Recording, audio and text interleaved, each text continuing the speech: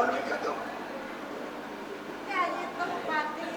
Mengkon-kon ing dalem kawan saya. Piyambakipun menika ngendika pinaken jenengan menika sampun sepuh. Sak sampunipun piyambakipun ngendika kados ngaten. Kayi tempati tembung kalian kula. Yen piyambakipun menika saged lumantosi dhateng panjenengan Kang. Arku jaman siram.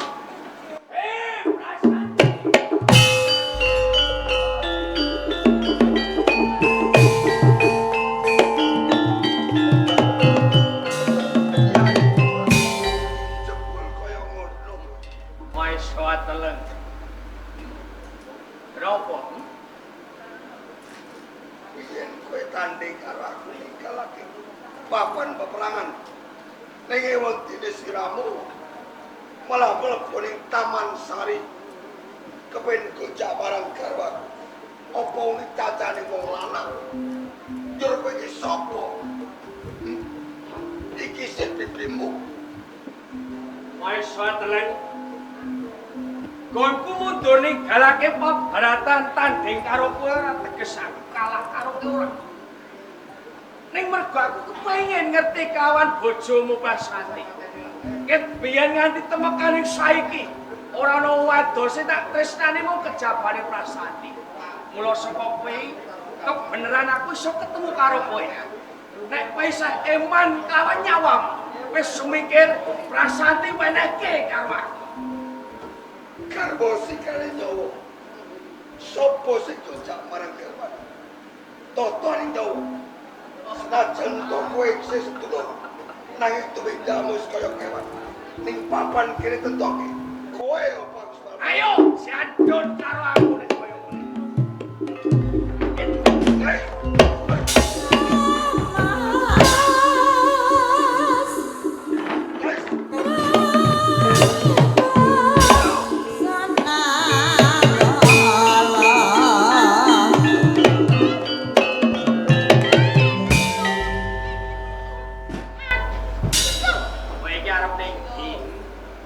bojomu iki rawani aku.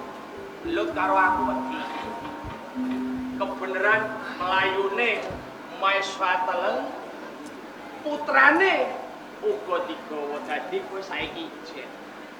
Aku wis ijen. Tak gawekno anak neh ya. Aku mau. Kok omah iki gek anak kowe enak.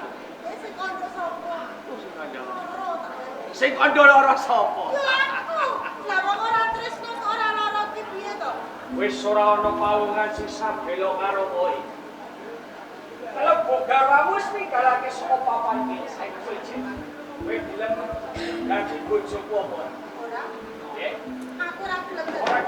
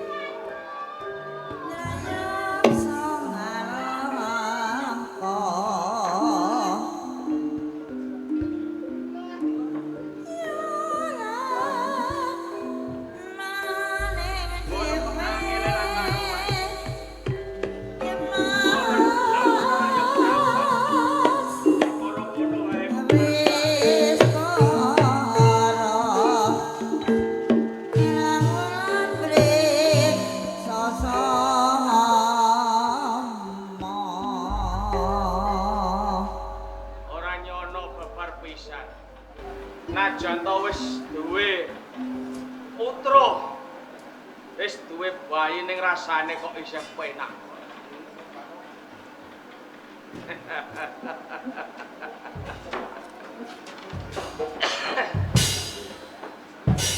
Ayo.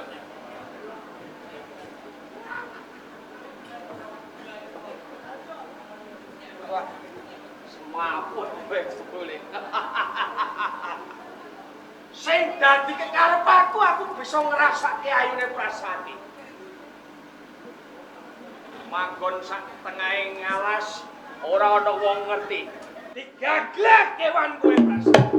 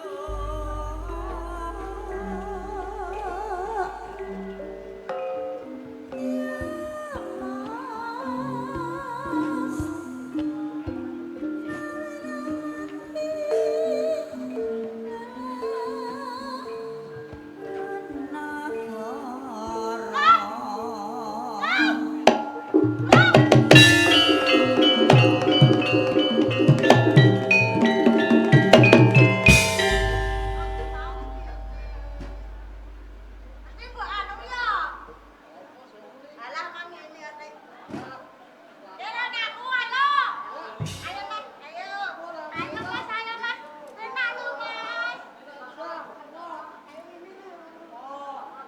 Alah, wis ayo. Engko mesti kurangan ayo ayo. Ayo. Ayo ah. Wis ah. Engko mesti kurangan. Mo. Ngene lho. Mo. Aku mlayu. Kok tak marahi kok. Ngene mosok gak iso. Isa buatan mesti ya. Tak bento. Aja mlayu aku tadi.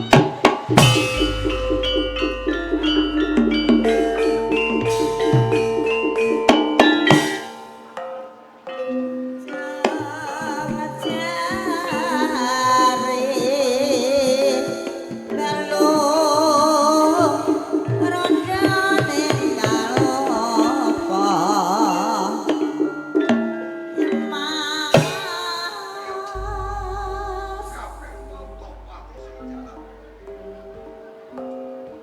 Ngandurku kedarang-darang marang putraku. Sukenso. Aku bareng tumuju ning Gunung Bromo. Pengen temu karo si Santi Jiwa. Sing supaya upakara marang putraku Sutejo. Apa aku sing teko?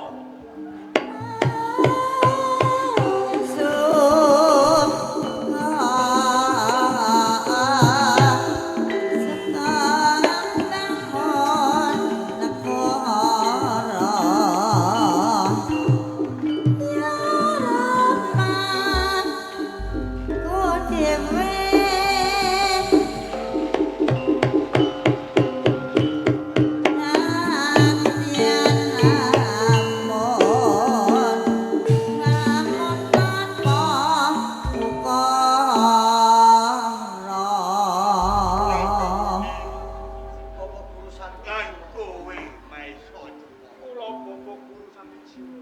ya kaya kuwi mau.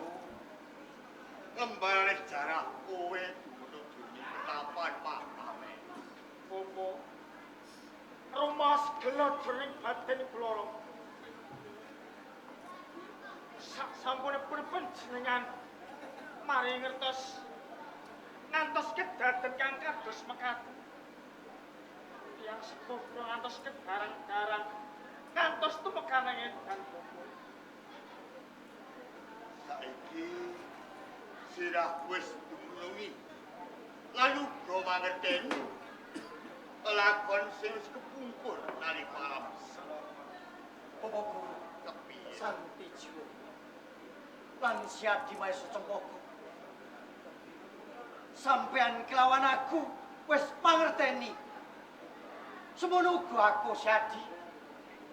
Aku ora nrimake yen wong tuwa Anusapati dikrenah kelawan wong Singasari.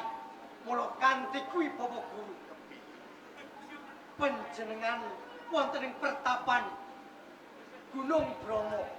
Kula badhe balas budi saset daring Sudarmo.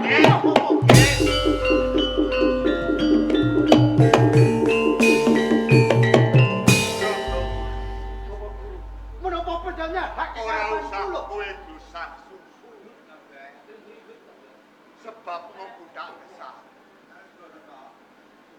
Yen toh kowe nrimakake sak sedane Sudarmamu alam semono.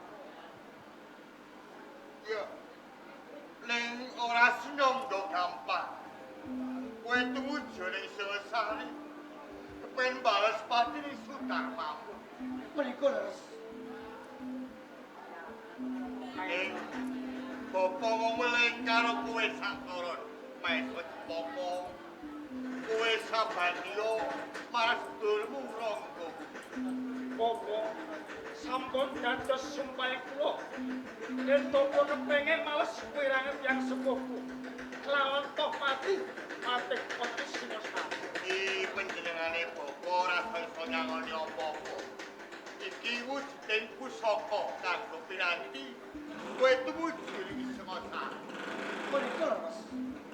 Saka Prianggel Singasari sing katelah Margamati. Margapati. Tepuk Taparono. Siadi yen kaya ngono kowe kelawan aku nyawiji karep bales sasedaning Sudarma ya wong tuwaku. Pancen kaya ngono Kakang Ranggana. Ayo bebarengan tumuju nang Singasari. Ana ing pengayoman Singasari Tok Jaya. Kakang Ranggana besok ngenteni apa? Saiki dina ayo budal Singasari. Pamit.